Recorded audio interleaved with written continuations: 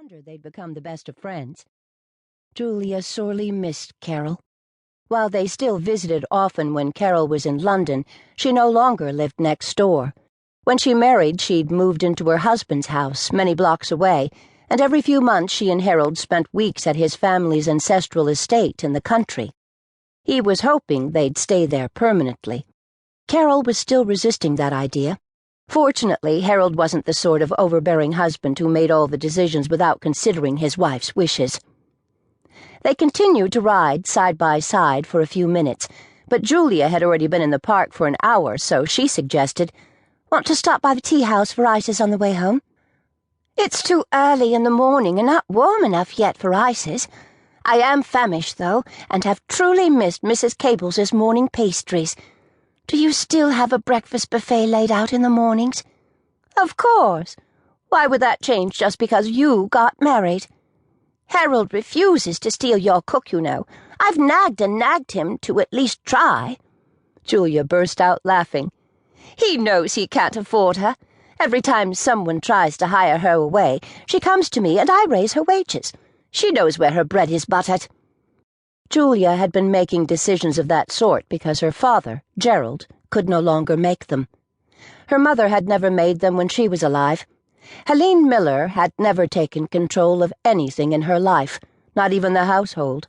She had been a timid woman afraid of offending anyone, even the servants. 5 years ago she'd died in the carriage accident that had rendered Gerald Miller an invalid. "How is your father?" Carol asked. "The same." Carol always asked, and Julia's reply was rarely any different. "He's lucky to be alive," the doctors had told her after they had shocked her with their prognosis that Gerald would never again be himself. His head had suffered too much trauma in the accident. While his bones, 7 of which had been broken that day, had mended, his mind would never recover.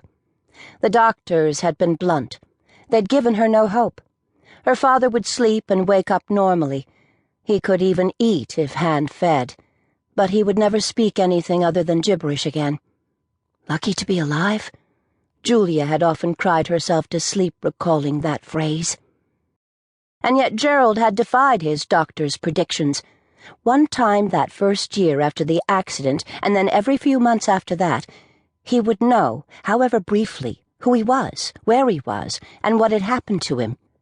So much rage and anguish had filled him the first few times this had occurred that his lucidity couldn't really be called a blessing. And he remembered.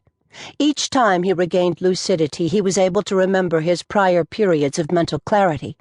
For a few minutes, a few hours, he was himself again. But it never lasted for long, and he never remembered anything of the dead time in between.